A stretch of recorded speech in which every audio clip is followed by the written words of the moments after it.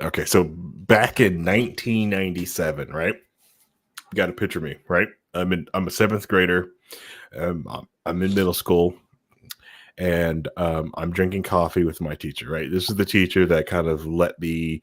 He's the one that helped pave the way for me to drink coffee in school because a lot of the people were trying to shut me down. Right, and we're at chess club and we're talking, we're discussing things, and he tr- he was older gentleman, very old, and he always said this to us, right?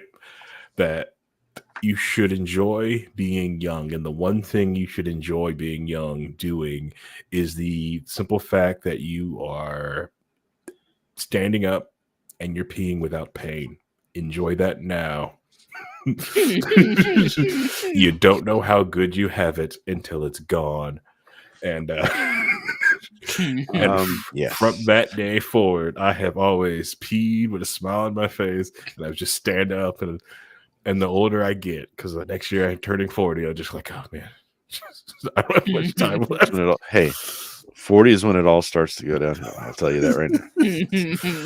That's I think one of my first kidney stones was when I was just turned 40 or just turned 38 or something. It was really older in life, but it was at working and had this really intense pain. And they're like, oh, it might be, people I was working with said it might be a kidney stone. I was just like, okay. So they took me to the hospital, and the doctor there, after they did a scan, says, oh, we got good news for you. It's small enough you can pass it yourself naturally. And I was like, oh, that's good news? Until you find out what they have to do to go get it out. Yeah, that's incredible good news. Incredible news. Good news, everyone. Oh God, yeah. So yeah. When you get older, especially for men, there's certain things that men have in their bodies that make it harder to pee sometimes, and it's not. You ever watched the movie Zoolander? Yes. When Ben Stiller's dad, who's playing his agent, is in the bathroom going, just give me a little bit, for daddy, he's trying to pee, and it just that's a real thing that most men will end up eventually going through. Yep. Anyways, it's Monday, everybody. Happy Monday. Also, happy belated birthday, Christy. Happy birthday, Christy. It's welcome to an exciting episode of Low Key on the WAL Network. I am your host for this evening. My name is Harry, aka the Moving Target, and it should be an exciting show. We are going to, get some Linus Tech Tip stuff to go over. This is great news. I've always loved Linus Tech Tips, but like falling in love, but it brings me right back each time. It's great. Old guard of the internet YouTube, and then of course, we got to jump on the bandwagon for Concord. We don't SEO, jump here, but come on, we've got to rag on Concord. And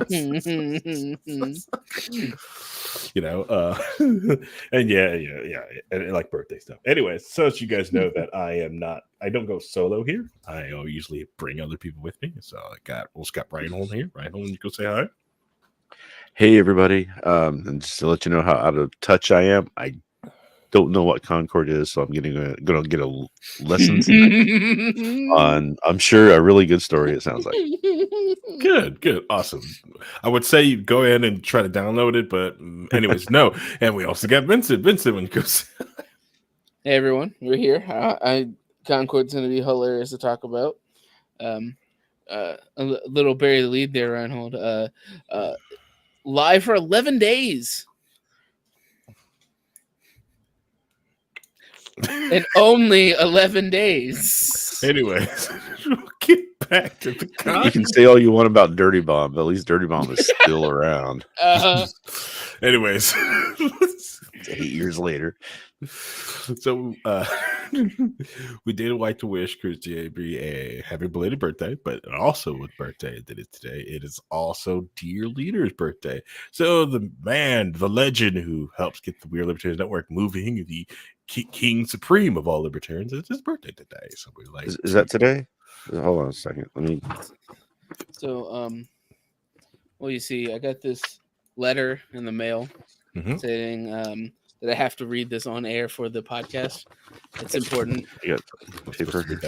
Ryan has one too. Okay. That's supposed to make it natural. Yeah. It says that right here. Make naturally. Read this. Yes. Birthday thing. Okay. You want to go first, Reinhold? Sure. To wish dear leader, our great, illustrious, and esteemed one, a happy birthday. For all he's done for us on this podcast and the stuff that he's given us, to the opportunity he's given us to make what we have available to you guys. So we should thank him and appreciate the fact that today is the anniversary of his birth, and it should be a national holiday, and we should be pushing that. So we need to get a something going for that. I think start that movement. Let me go ahead and read this. Hello, wave at camera. We here at Insert Podcast here would like to extend a happy Insert holiday here to Chris Spangle. It's been a full year since the last Insert holiday here, and we want to celebrate all the things you've done since then. Insert examples here. Look how much you've done. Sound excited. Congrats, Spangle.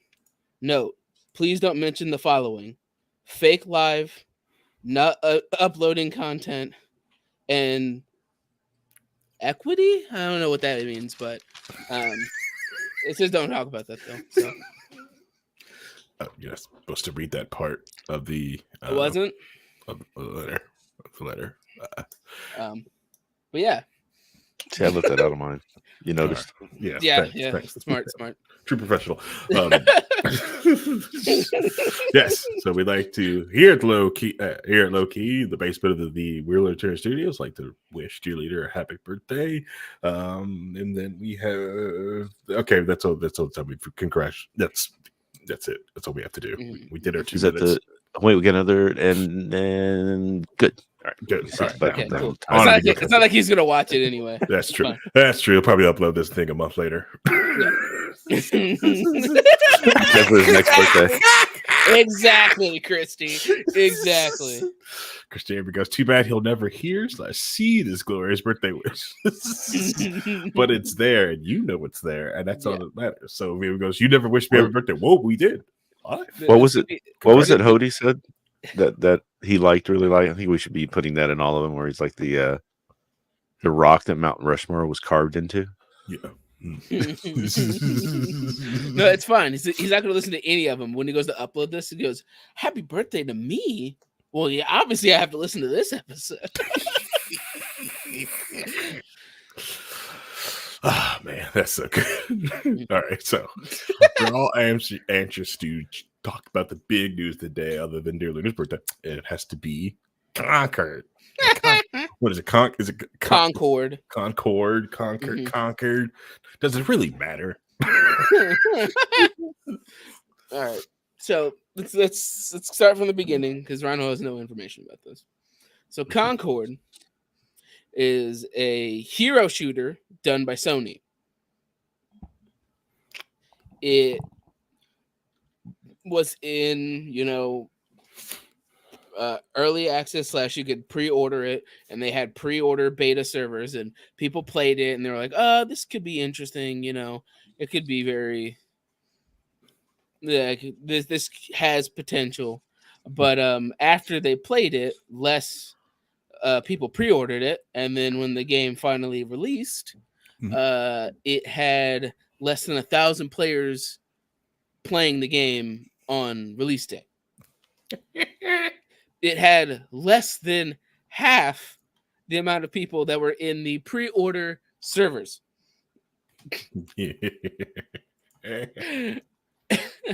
So the game came out, mind you, it's a $40 hero shooter.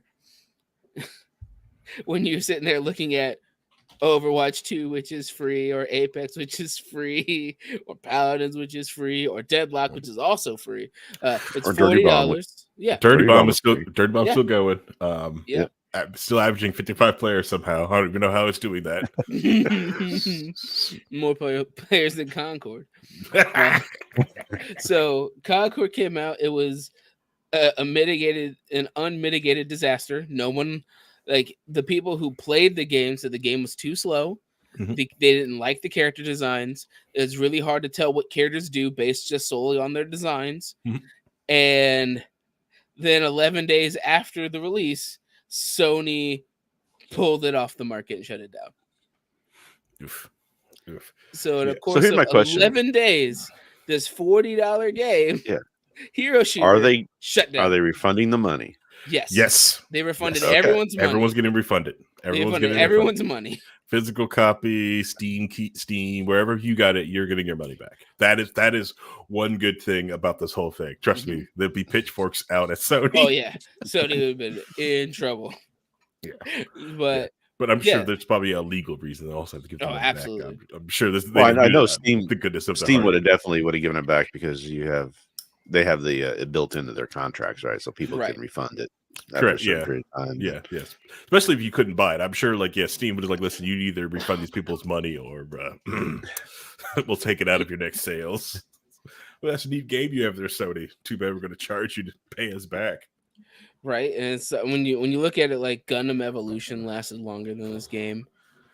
Like you sit there, just like start comparing things. Anthem, a game that had actual malware in the code, lasted longer than this game. Hey, Fallout 76 is having a resurgence. Yes. Mhm. Yes. I mean, there you go. The servers didn't close down. Yep. Yeah. Yeah. Well, like a lot of those different games, like they took a long time to actually cook, like No Man's Sky, Fallout 76, you know. Yeah, Right. No Man's Sky was a reason for all of that, and now that you know the whole story, it's like okay, we see what happened here, but they made good on it, right? So that was, at least it was something that even as bad as it was received when it first came out, it was still enjoyably playable for a period. You know, there was still something there that people stuck with. The people were willing to just play it and have fun with it. Yeah. Just like still waiting for Star. Mostly laugh at all the glitches, but it was still fun. Everyone loved Bethesda, but no. Some of the criticism, because like I even looking at the game, right? Like I wanted to give this game a fair shot because like from playing these different hero shooters, from playing like because we play paladins, right? I enjoy like going outside the genre of doing different things. Like I enjoyed certain aspects of Dirty Bomb. I enjoyed like the more tactical feel of Dirty Bomb. It was a lot more fun. But I felt like I think I probably would have gotten a Dirty Bomb if there wasn't such like nothing but aces left in that game. Yeah, it's hard to enjoy it when you walk out to play and you're domed immediately because I feel there's this no learning curve. It's okay. It's karma because that was me when S4 League was shutting down. People would come in, they get a sword right to the face. Anyway, I got into Dirty Bomb real early on. It was like the first couple of weeks it was out. I saw some people that I liked streaming was playing it, and I was like, "Oh, this looks fun. Let me try." So I got into it, and I got into the community and into the pros who came from Return to Castle Wolfenstein to that community of people that played that, and there was actually a pro community there, and they were going to make Dirty Bomb a pro thing, and they were even reached out. I know what's her name, one of the announcers for the pro leagues. I can't remember her name. Starts with a P. Here, I'll read this chat real quick. The Bullfrog 89 said, "I still play Cyberpunk. The latest and greatest. Haven't seen that. Great. Yeah. Yeah. Some of the other games you just feel like just don't have the heart and soul. Like Cyberpunk has a lot of soul into this game. I don't own it. I've played other people's games and I don't want to buy it because I really feel like this thing is the time sink for me." It's like I'm gonna put this off to the side. I'll buy it later because this is there's so much in that game, right? but yeah, I understand the thing with Conquer. It was like you didn't understand what like a lot of these different heroes do. It's like, so if you get into Overwatch, which is like I want to say like the current pinnacle of character design, so you actually can look at it quickly, know what a character does, switch to it, and like have some fun move for the characters. You didn't really get that with a lot of the Concord characters. Also, like some of the level design, some levels looked like I said, I didn't get to play the game because $40 was a barrier of entry that I refuse to buy games on launch. There's a reason for that. There's a good reason. I buy them 90 days out. I'm sorry. I've never Payday 3 has I got kicked square in the nuts with Payday 3. Yeah. Oh, that's the thing Overwatch has too, is that you can there's not a whole bunch of characters. That's one of the problems I have with Paladins, is that every 2 months there's a couple new characters, and if I'm out of the game for 6 months to a year, I come back and I'm like, I don't know what half of these guys do. I don't know how to defend against them. I don't know what their abilities are. So I'm just like, I'll do what I can, right? So there's a bit of a learning curve with that one to stay current with it. But I think it's still a fun game. It still has the base mechanics of it is enjoyable. And it sounds to me like Concord didn't have the base mechanics down in any way. No. So Overwatch has its kind of feel to it and how it plays. Dirty Bomb was a much faster, wall jumpy, go type thing, and you had to be aware of your respawn clocks. That was an important thing to understand. Whereas you don't have that with some of these others. Like Paladins doesn't have that, Overwatch doesn't have it. So it was unique to it. So it was kind of its own thing. What was the niche? And there was another game that came out a few years ago that was supposed to be the Overwatch killer, and I think it died. I mean, yeah, or something like that. I feel bad for Battleborn because Battleborn came out at the same time. Yeah. So Battleborn looked really good too. Right. Yeah. There was another team shooter like that where you could like teleport up in the air and stuff like that and do things, and everybody was really excited about it. I think it just immediately just crashed and burnt too. I mean, yeah, probably like Lawbreakers. There's a bunch of other ones, and it also doesn't help that on the heels of this, Marvel Rivals had its beta, and people really enjoyed Marvel Rivals and the concept of Marvel Rivals, right? So with Concord, you said there was a beta that everybody liked. No, they played it. They thought it was okay, but some people weren't invested in it. They played it and they were like, "This is kind of slow. Hopefully they fix it." And then they basically said they didn't change anything from the pre-order beta. So a lot of people dropped their pre-order because they weren't interested in it. Yeah, I see. Yeah, because people are very forgiving in like betas and stuff like that. Like, it's like, oh, it's pretty good beta. Well, right now, you've played so much 7 Days to Die. Love 7 Days to Die. I've been to like. It's funny because with that game, I feel like I've played 8 different games, just called the same name. You know what I mean? It's changed so much, but you understand they really went ambitious with that thing, and they're wanting to do literally everything you can do in a world game like that, like where you can destroy everything, you can build anything, you can do all this stuff. AIs for the zombies and making that enjoyable, and a good tower defense game as well. And it's trying to do a whole lot. Right. So it took a long time to build that game. But you always saw progression. It was like every new alpha came out, you could see it getting better. You could see it getting tighter. You could see it developing and becoming what it would eventually be right now. Yeah. Right. Bullfrog says, yeah, Cyberpunk actually does suck you in, and the attention to world detail is fantastic. Feels like every 10 feet it's been meticulously sculpted. It sure does. The game looks like that. The same attention to details seen in the Fallout show. There was passion behind it, and the consumers can feel it. Yeah. Yeah. So here's what I was doing during this conversation. I ignoring me, but pulled up. Okay. I pulled up 2 things, right? I'm doing it now. So this is a character from Concord. It's just the character by itself. It seems like a generic space character, right? And let's compare it to another game that's not even been announced, Deadlock. I like this character. You could feel that. You could feel this aesthetic how it feels unique to its own setting, and just a base look at them, you have a completely different feeling compared to this character who kind of seems generic. And when you compare like there are more images of some of the characters, right? The other one is like I feel like I would want to play that other character and just Mhm. like blare Michael Jackson and voice chat as I shoot people. Yeah. Right, and then Oh yeah, that's the air cannon where they shoot air. Like an air blast. and then we compare that to Which that one these had a really characters. neat mechanic of the shield, which is kind of stupid because you couldn't Mhm. shoot out of the shield. Right, and then you compare it to some of the characters that were in Deadlock. You can feel that they have a general idea and concept for how their world works together. Mhm. And all these characters seem like they would fit in this 1920s, Yes. but with fantasy creatures and elements to it. In comparison to the 5 separate characters we showed from Concord that look like they don't belong in the same world at all. And there's no Vincent, take a look at the share that I just gave you. Pop that open.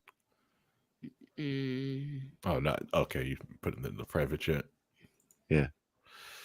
Okay. Right, So those are the Dirty Bomb characters. Yeah. right, but you can feel that they're all kind of fit together. They have a concept. And you can kind of tell what they do just based solely on their aesthetics. Mhm. I can click this guy. Like, oh, he has a crossbow. I wonder what his other abilities are. He's obviously going to use this. There's a grappling hook attached to this. You know, you can see that these characters, like they feel like they're a part of the same world, and that just by looking at them, you can kind of get an idea of some of their abilities. Like she has a small revolver and a weird green hand. Well, obviously there's something magical about the hand, and she's obviously has like a shorter range, or this has to be magic of some sort. Compare, because why would she have a small gun when this guy has this fucking Tommy gun? And it just feels more cohesive, right? Comparative to what we were looking at with these characters. Yeah, the world looks alive. It just looks like generic robot, generic sniper. Like this, okay, I'll give you that. These characters look like this is the framework. Like I pulled up the template, like and I said, "Hey, Vincent, use ChatGPT and build me some backgrounds." All right, right, hold. Use some other AI to make some models with. Right, and this is the start. We would start with this framework. Like, okay, all right, now, bring me other things in. Ooh, no, show Wild Assault off. Okay. Yeah. Well, I just got another link here with the with some Paladins champions, but the names have been auto corrected, so just to beware. Can we show Paladins champions? Be careful. I don't know if you have enough screen room. Yeah, I think this is an older. This is before like a third of the characters were added. I think this picture is. So there's the new names for them also. Android and who did these? Okay, all right. So someone's got you. But yeah, but all these characters are distinctly different, and just by giving a general look at them, you can kind of get an idea of how this character will play. Even just from the little images of it, but when you get a full character shot, this guy has a shield and a flamethrower. I wonder what he's going to do. Use a shield and a flamethrower. So yeah, it's one of those things of they don't feel cohesive. Yeah. So much trash. Oh, they feel sterile, right? Like they feel so generic. Yeah. Like they don't feel like there's no personality. It feels like to them. Right. Right. And this is just some of the base designs. There's some of them that are I've seen that people have memed about for character designs. Yeah. But yeah, it's now do Wild Assault.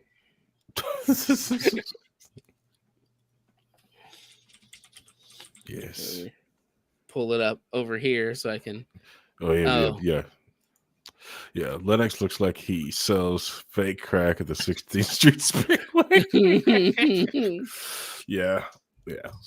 And they don't even like look like impressive. Like this is like I'm this like if they're in this brutal war or killer, like people have like that look of that killer look Right. that makes anything. So like these things, these people will kill me. Right, Or, and "Hey, people are this like people."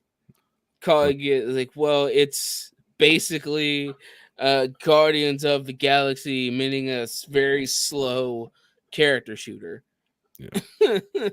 But Which the most generic Guardians of like before the movie Guardians of the Galaxy. Yeah, no, to be different, it also had like some other because like it's also like the game is also seems very generic because like one thing we like about Paladins is the build system, right? The customizations in it, right? Most hero shooters don't do that. The main thing they focus on is the microtransactions, the pay to win parts. Like, oh, you've got this, you can buy these things. It's like, yeah, but how is this different? Why can't I just boot up Team Fortress 2 and just put some mods and I've got your freaking game, right?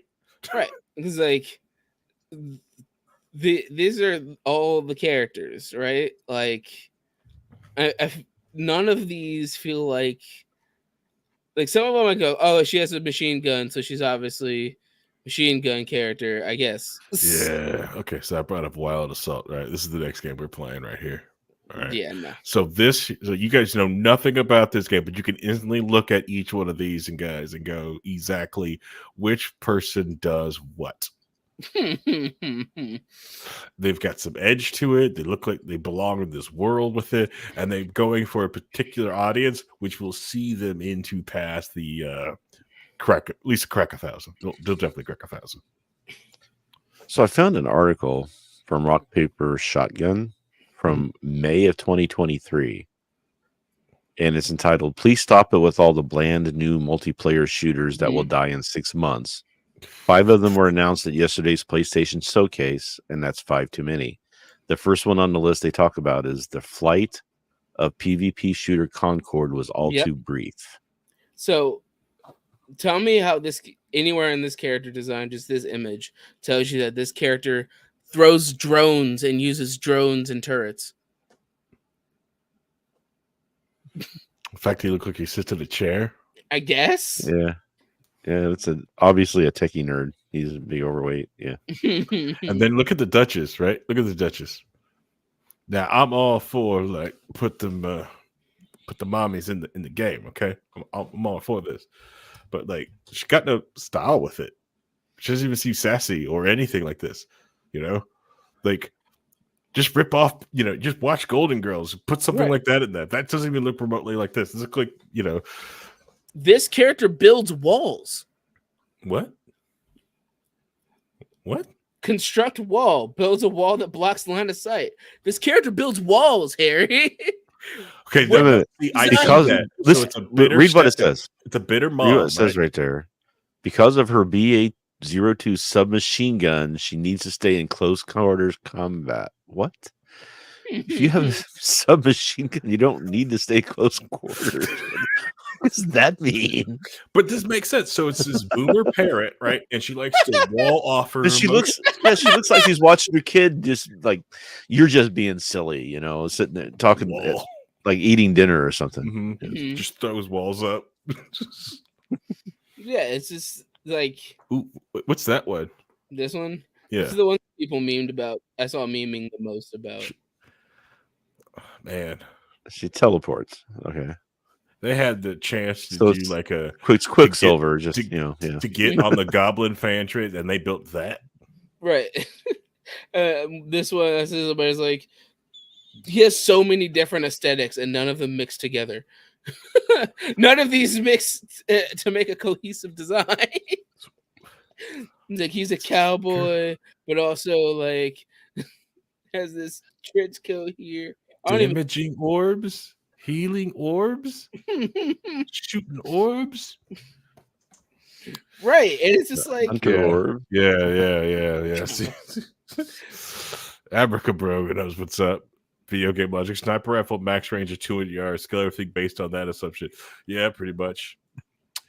Bullfrog 89 goes. They have a wall builder that's a Duchess. Shouldn't the wall builder be named Juan or something? Oh, Bullfrog. Awesome. I mean, Yeah. no, timeout, Bullfrog. Bad Bullfrog, bad. The Like, character design is absolutely garish. Yes, it is. Yes, it yeah. is. His name is Jabal. That's racist. Yeah, kind of. Maybe. No, Like, even look like at this. So, like, some of the puffer suits, right? Like, it's supposed to look like spacesuits, would make sense if everybody was wearing something like to that Right. aspect, like, or it's like a skin aspect, like, hey, everything can be depressurized, you have to wear like some sort of like space breathing suit, right? That makes sense. But like, there's no sameness to anybody. You're right. They don't feel like they've shot, This is just a dude. This is just a dude. he's got like shoulder Victor. pads on. He's Let's got call like him Victor. he's Yeah, got Modern Warfare he's 3 players dream. basically, yeah.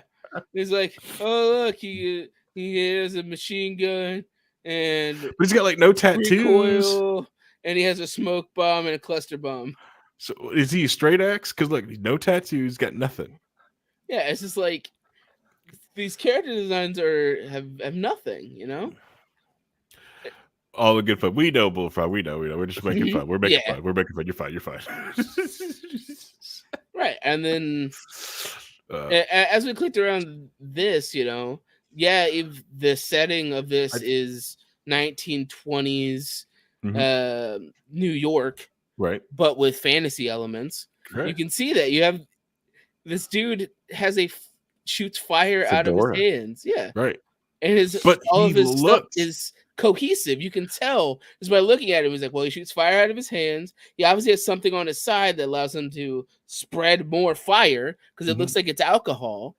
So so your whole character design goes, cool, I understand what this character does. right, and he mixes with the other freaking characters, like the other one with the other Tommy gun and the magic lady. They look the same. Yeah, they look like they belong in the world.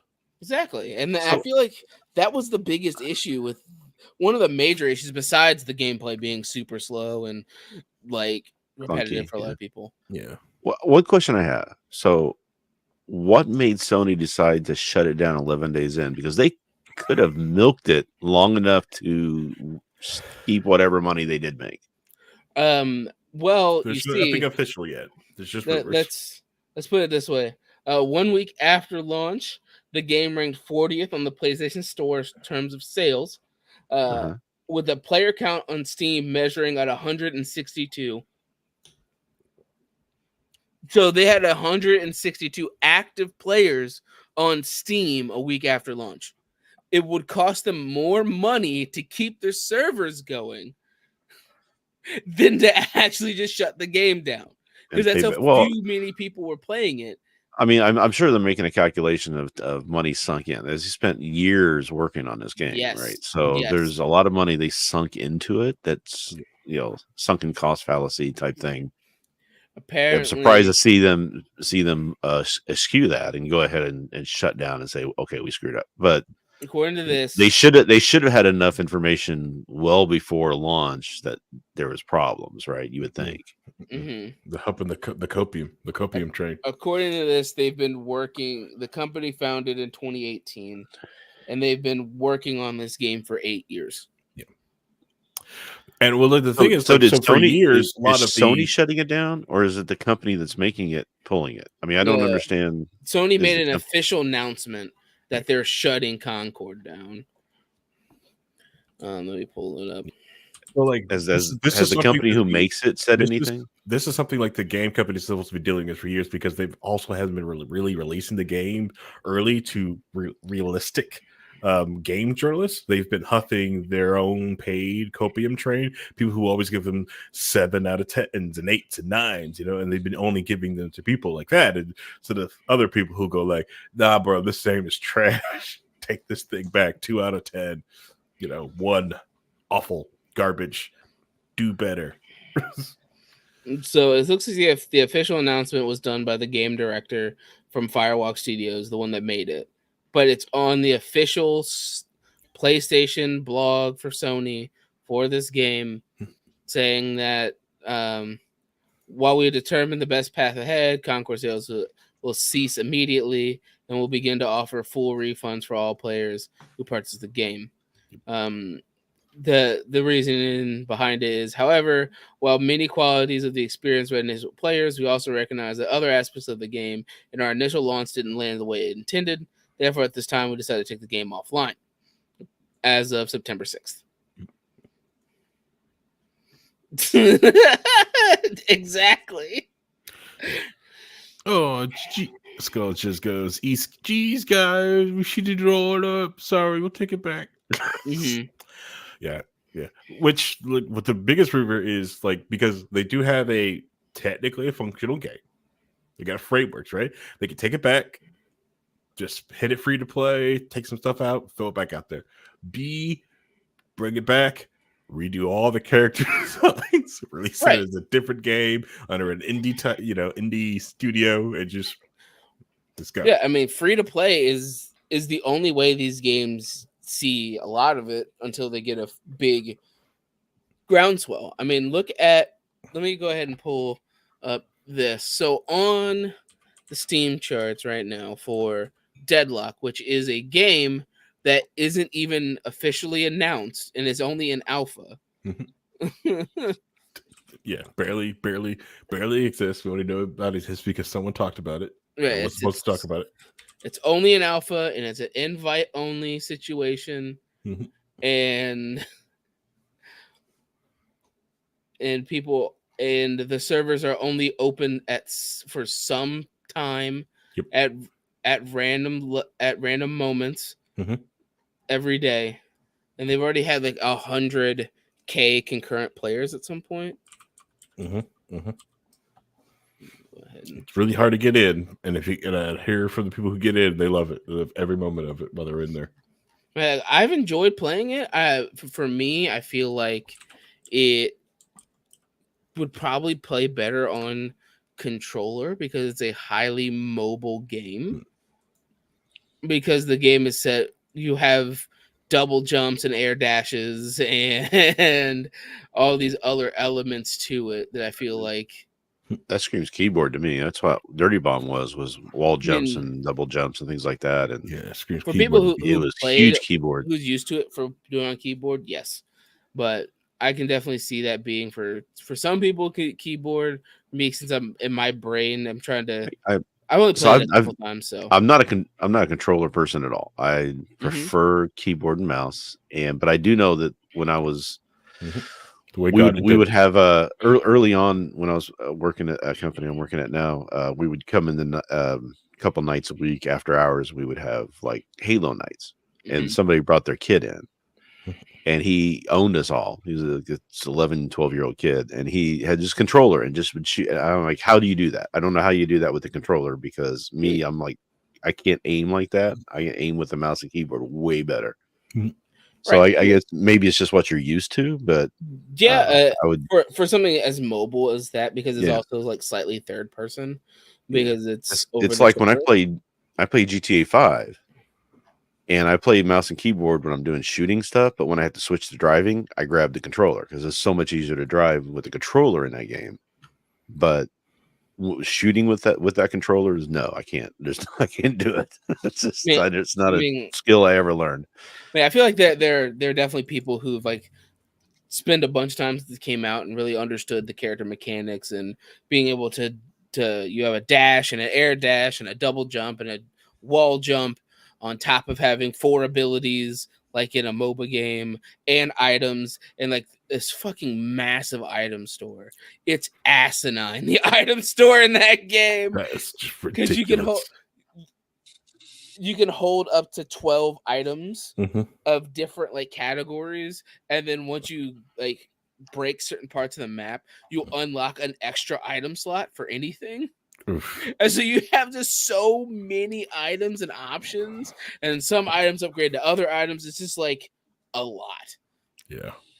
Which, like, it is the thing that, like, the item shop and the build aspect of, like, is like one of the things like I love from Paladins, right? Because like I love that aspect of MOBA. It's like, okay, this is the build, just a goofy build I'm doing, right? You know, and it's one thing that the hero shoot genre always needs, because everything else is just kind of generic or stupid, or just a shield meta.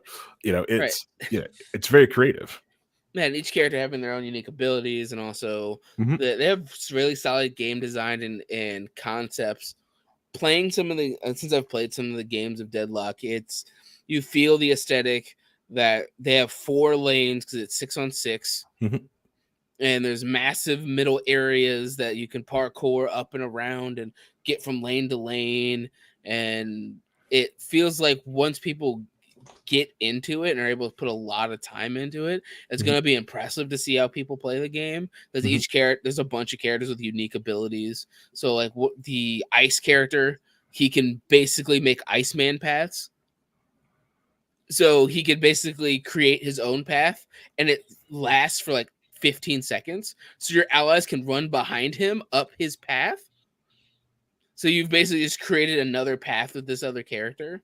I like that. I like that a lot. Yeah, Yeah, because sometimes, you got such a movement ability, but you could get somewhere and like you have anyone with you, you're just alone. There's no point. mhm. And there's a lot of like all the characters in the game as of right now. I feel like they have a lot going on with them. They all have Mhm. unique concepts to them. You have a lot of fun mechanics that can be played with. Like one of the characters, Ivy, she's definitely like a support character, but her Mhm. ultimate ability, since she's a gargoyle, she can just Yeah. pick up an ally and just fly. And you just take your ally to wherever you want them to be, and then you can literally pick up your ally, Mhm. drop it on the fight, and then fly back because you don't have to dismount after you drop your ally off. Hmm. So I can take my super fed tank and drop it in the middle of a team fight, and then move back to the damage dealer, drop down, and start healing them. Nice. So So yeah, there's a lot, and I enjoy it. so do you enjoy mostly the lore aspect or the theory crafting of all the stuff? Personally, because there's so much to it. Mhm. My brain is more focused on getting the mechanics down because I feel like that's the most important part because of how much is in it. Being able to double jump, jump off a wall, air dash to a position that somebody doesn't know about, and you just fucking rain hell down Right. because they're not expecting it. Or like that Ignis guy, the fire fedora guy. His It's whole like thing is Ignis. he sets people on fire. Mhm. So one of his abilities, like his you shooting people after you hit them enough times, they catch fire. And your other ability is you throw booze on them so they burn more. And you set a whole area on fire by throwing booze at the fire, I kind of like that. That's kind of funny. right? So, or you could throw it in there, and his other is in a movement ability that lets him like dash forward while setting things on fire around him.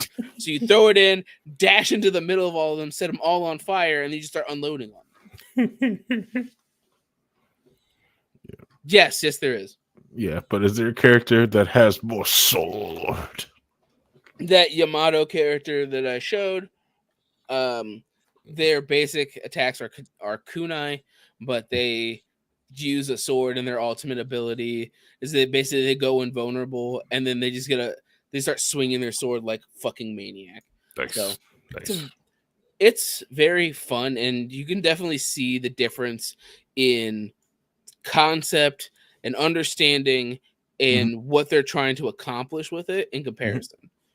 Yeah, something with it, heart and soul, or probably like the Valve engineers go like, "I got a Mhm. cool idea for Dota 3. Look at this." Yeah, And like, basically. no, Dota 2's fine. We don't do threes. We Yeah. don't do Like, here, threes. make a Yeah, new game. where's Team Fortress 3 at? Yeah. We don't do threes here. Here, make a new game. It's Which is gonna make a new game.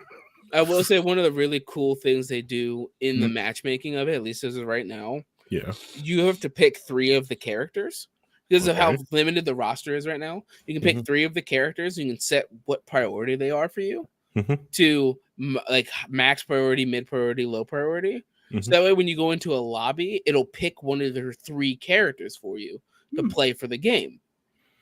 Nice. So And it's not. that way, if somebody only knows like has high priority on fire guy, and you have mid priority on somebody else, but also fire guy, they'll pick you somebody else. It sounds like this new game you're talking about really sounds a lot like Dirty Bomb, to be honest. Probably. 'Cause it was you pick 3 characters to go into a game with, and you could switch back and forth after respawns. Well, No, you can't do that. You lock. I don't know, but this, yeah, it was more open. But you still, you have all these characters. But when you go into a game, you would bring 3 cards that you could play.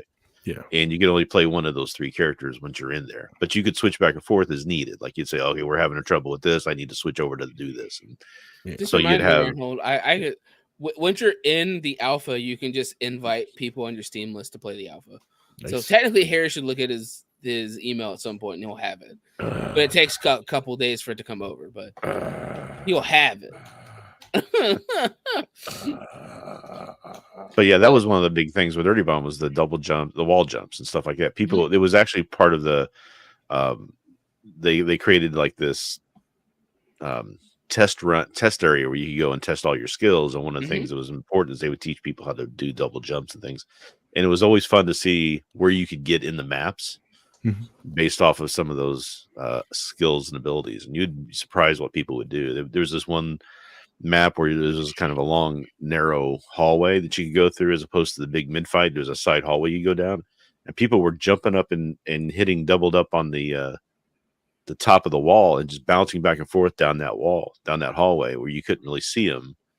It was just fun stuff like that in the game that a lot of people really enjoyed about that you really didn't get in a lot of other shooters and stuff. Yep.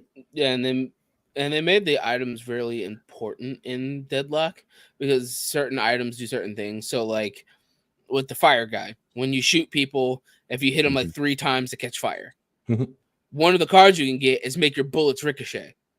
Meaning that if you shoot one person, it ricochets to everything around them, and then they all start catching fire. That's pretty cool. I like and, that. And elements like that. It's as long as it's not a coin and sitting in a corner. No.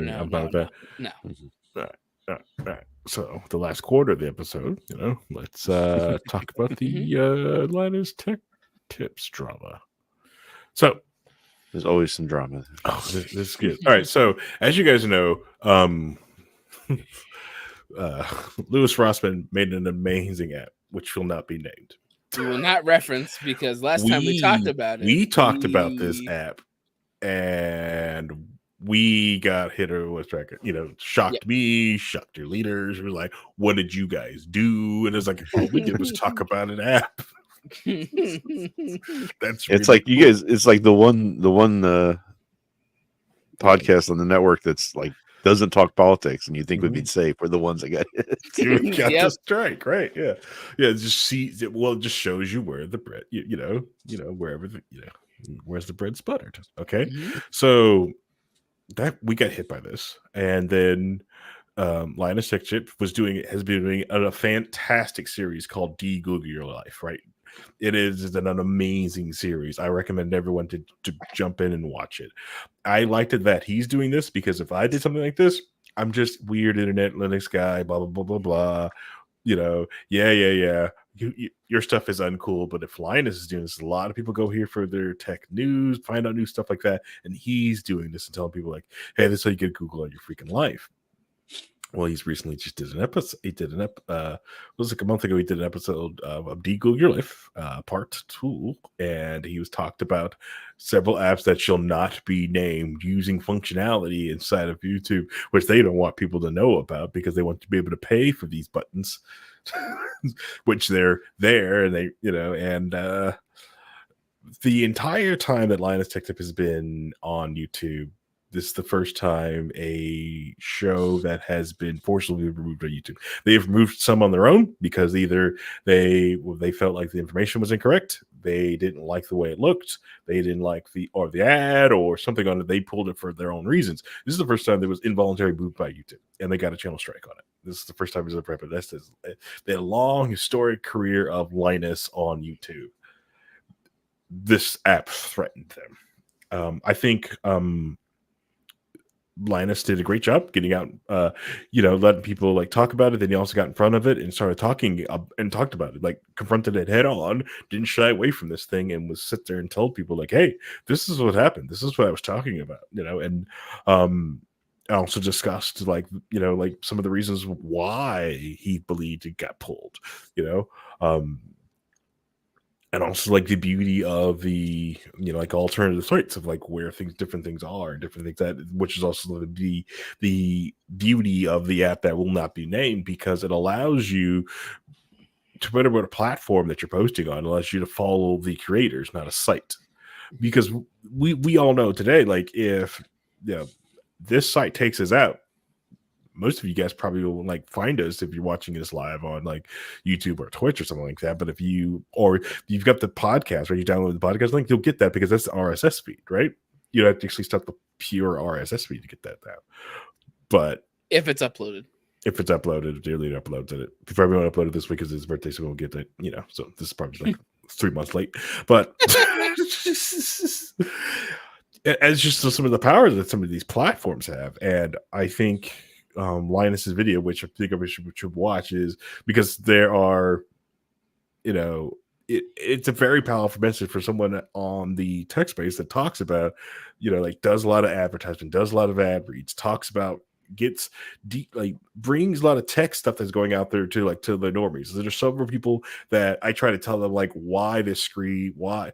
Like I remember like trying to explain someone like like, hey, if you're gonna have someone stare at a screen all day, a 60 hertz monitor will hurt their freaking eyes. Let's get something a little bit better. And like, well, why? All right. And I'm trying to explain it to them over their head. I get a Linus tech tip video. Oh, I like this guy. Press it makes sense. Makes sense. Let's buy these. Well, he set up Call Me Chris's streaming rig, so he's cool. He's cool with the ticky talkies. The ticky talkies, yeah.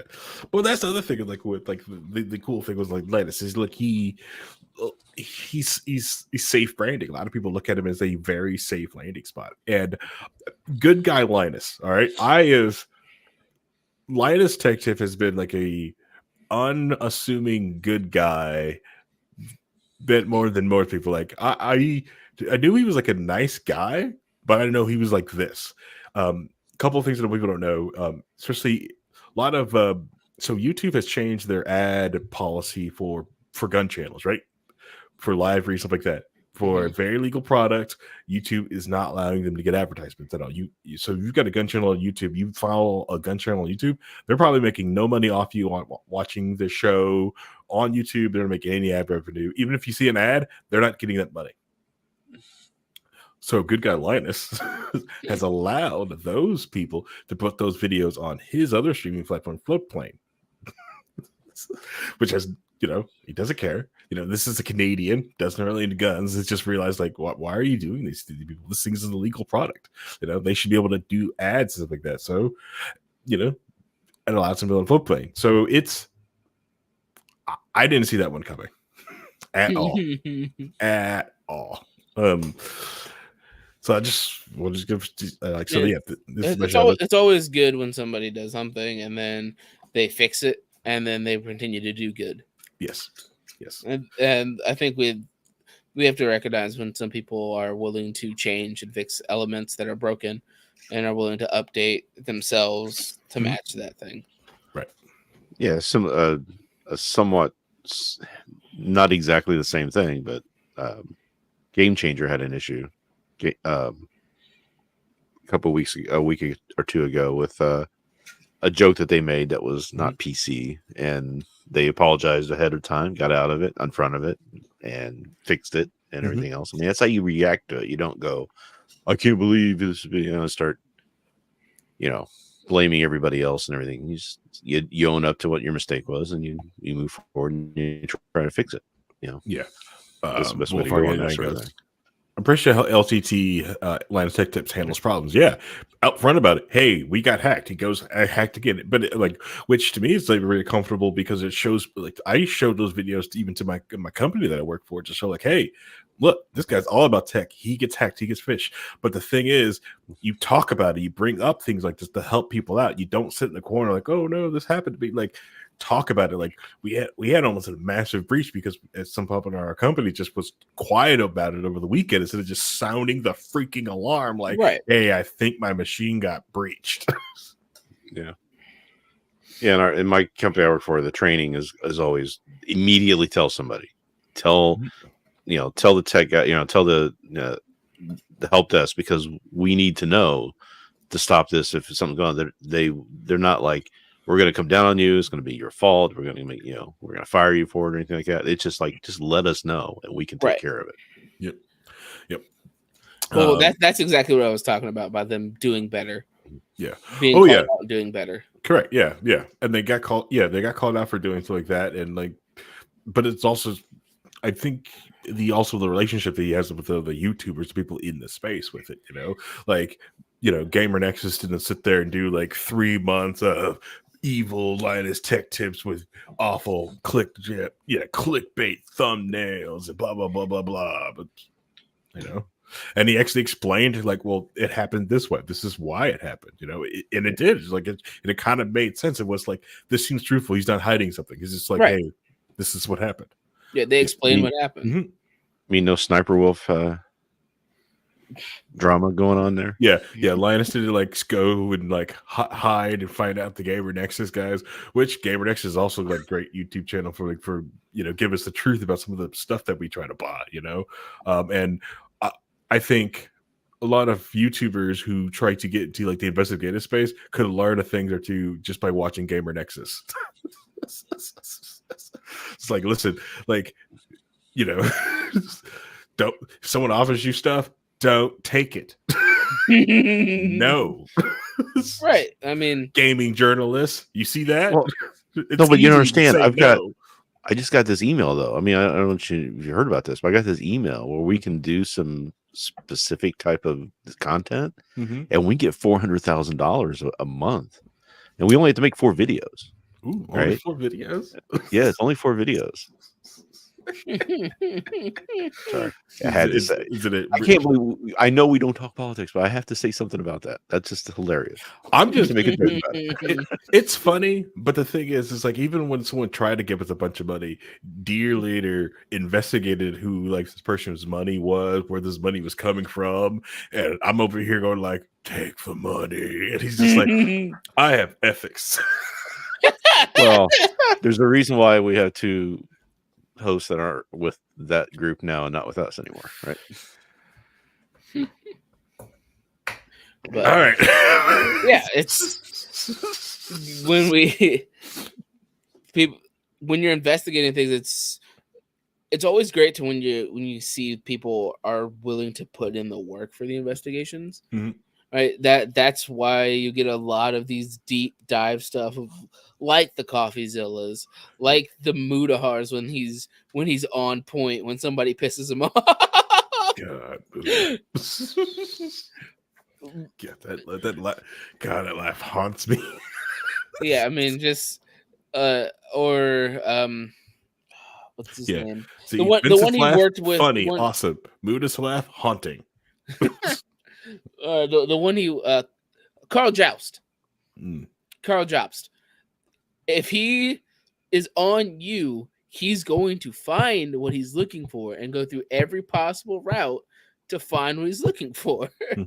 There's a reason that scam got called out, because they found all the evidence, or a large portion of the evidence anyway. So it's always great when you're able, especially when it comes to investigation and that kind of thing. It's always great that when people are willing to put in the actual work and check resources. And as Muda puts it, I trust nothing unless I can refresh the page myself and it's still there. You're not supposed to just sit and watch other people's videos while you eat dinner and make a bunch of money off of that. That's not how you're supposed to do it. I thought that was the meta. That's if you're just reacting. That's reaction meta, sir. Yeah, because you're reacting while you've got food going in your mouth, right? Mr. Hassan. Yeah. Well, it also just shows you, which like puts a big hole in a lot of different conspiracy theories, because like these are like small, low risk things. The whole world's not on like the line. It's like, listen, people are blabbing, evidence is leaking out. So it also does put a whole lot of like deep conspiracy theories. Like, listen, you don't understand. They're doing this. Like, yeah, someone would have talked. So information would have got out. People are dumb. Right. Well, it's like, H Bomber guy was recently we talked about that. We spent a lot of time working on that. Paul's right. Yeah. They found Sounds Hoffa. right. Jobs, Muda, and the Scam Baiters all teamed up. We could find Hoffa. Yeah, lawsuit permitting. Yeah. Reaction videos are the lowest form of internet existence. All right, so next season we plan on doing nothing but react videos. Are we doing a reaction video next week of God, it'd be so certain- easy. So easy. So easy. I watch, man. I don't know. No. I confess to watching a lot of reaction videos, but that's just because it's not like reacting to it's reacting to an actual like movie or TV show or something where I want to see somebody's reaction to a specific thing, right? You pay for That's your Dropout different. subscription though? Yes, I do have Okay. Dropout. All right. But there's Dropout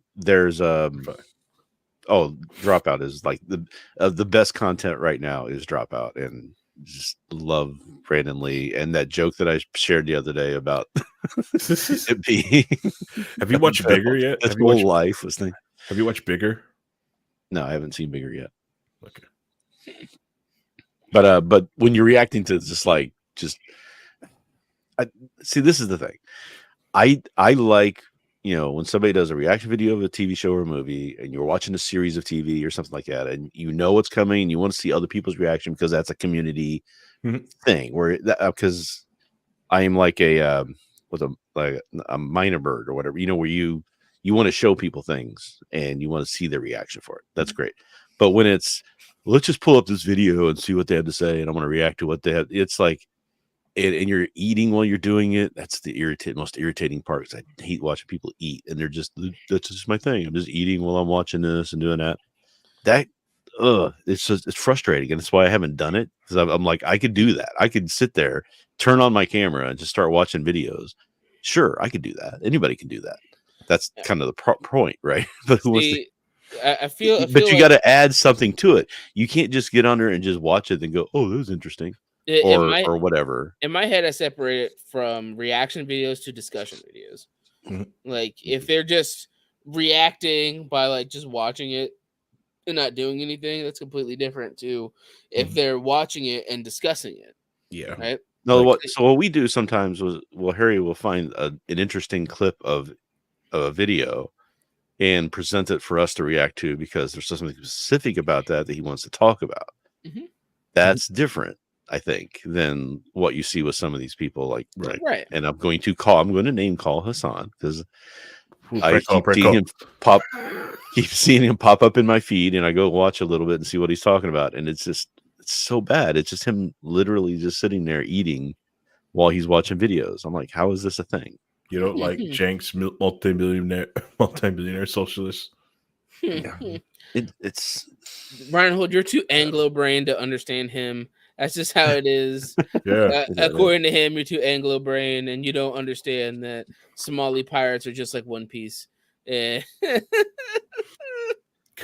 don't get. I mean, I don't get it. When they diablerize the rich, I hope they start with him. So to me, if you're entertaining and you're adding something to the conversation, right, or you're pointing out like I watched a video somebody the other day, it was like 2 or 3 days ago, talking about how libertarianism is bad. Like this, why all libertarians aren't really libertarians, I think was the title of it. And he starts off with a very, very terrible assumption and premise that he builds on through the whole thing, which makes it all invalid. So I get on him in the chat and tell him how stupid he is. But it's like I could take that and tear it down and do a video on that, and that's technically, I guess, a reaction video, but it's also not. It's not like a reaction video. It's more of a here's the points that were made. Here's my counter to those points, etc. I'm adding something to the conversation. We call that an EFAP video. EFAP video. We call that an EFAP video. I know. We could probably do something like that for like the debates and call it every claim a pause. Okay. They make a claim, we hit pause, we describe it, and then we keep going. Now I know it's what I see when I watch current election series. History. No, when I watch the History Channel and you watch the Ancient Alien stuff, my wife loves watching that stuff because it's brain candy for her. She just is always watching it. She doesn't believe all of it. She just likes watching it. but I kind of end up watching some of them myself, and it's just funny. And they'll go, but what if this is the thing, and what if this is this? Well, in that case, and then you go to the whole video, assuming that all that stuff is true, and build off of it. It's just like you can't then cite themselves from 2 episodes ago. What? Yeah, so like I like to watch the brain rot of the Secrets of Skywalker Ranch, right? Freaking love this brain rotty awful show. And the most unbelievable thing on the show, the most unbelievable thing on the show is the guy, the head of security, and his name is Dragon. My name is Dragon. That is the most unbelievable nickname I've ever heard from somebody. Motherfucker, you made that shit up. That is in his contract for be called Dragon. No one would have called this man Dragon. He doesn't even like act like a dragon. He's just like He doesn't have a dragon tattoo. Yeah, he should use his given. He should use his given name. Like I do. Yeah, Reinhold. Right, and just build and live off of it that way. Well, the thing is, of all the unbelievable crap on the show, that one throws me off. I can't. It just throws. I can't get into it. Like the moment that someone calls him Dragon, I'm like, this show's BS. What I can believe is magnetic. What you can do, yeah. Everything. I watch someone calls him Dragon. I watch videos and I'll see a suggest, because I do like I said, watch reaction videos. So I'll see somebody reacting to a piece of music that I like or a video, and then so I get recommendations for other reactors doing the same thing, the same piece of content, and I can almost immediately within 3 minutes in or 2 minutes in, just from their intro or how they start talking, it's just like, nope, this guy's not for me. This person is not for me. And just shut, because I can tell I'm not going to like this guy. This personality is just, when they start out with like the fake excitement about this is the greatest thing in the world, we're going to go to it now, and they're making, I don't know, like it's a hip hop star, and it's like, shut up, just do the rely upon your content, not upon trying to create fake excitement, because it's so blatantly see-through and just puts me off.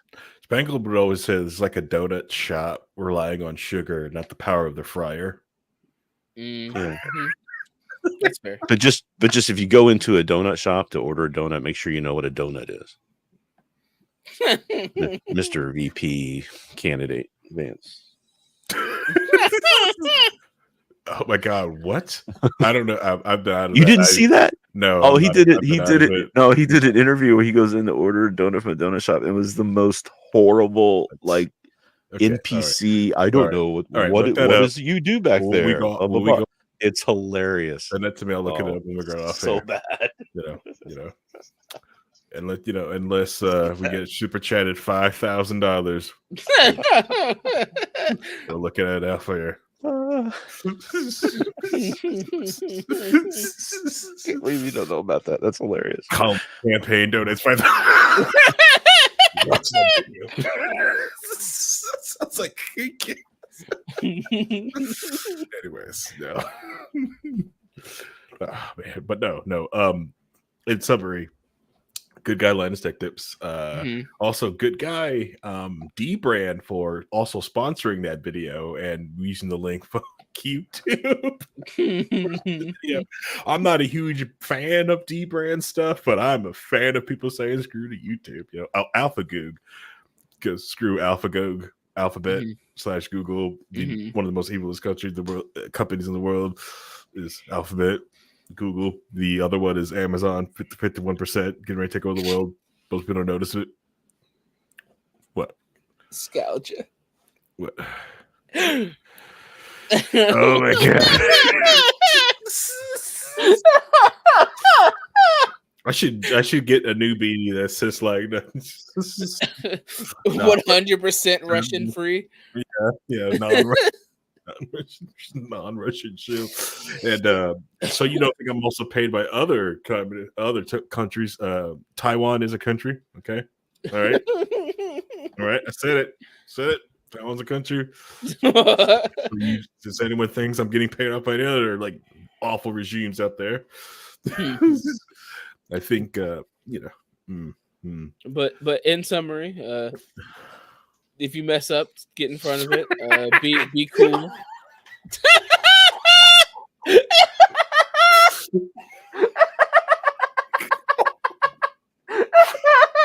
So I'll just put strike number 2 coming. If I get a strike for saying that, there's gonna be some I'll be done. I'm done with this platform. If I get a strike, I'm just done. I'm done. I'm freaking done. I'm going back to the other site, which of course the other site gave me I got banned there for not banned. I technically violated the terms and condition off of site that's supposed to be for adult thing. Apparently, it beats the terms and conditions. Anyways, I'm a bad guy. Anyways. So yeah, be cool about things.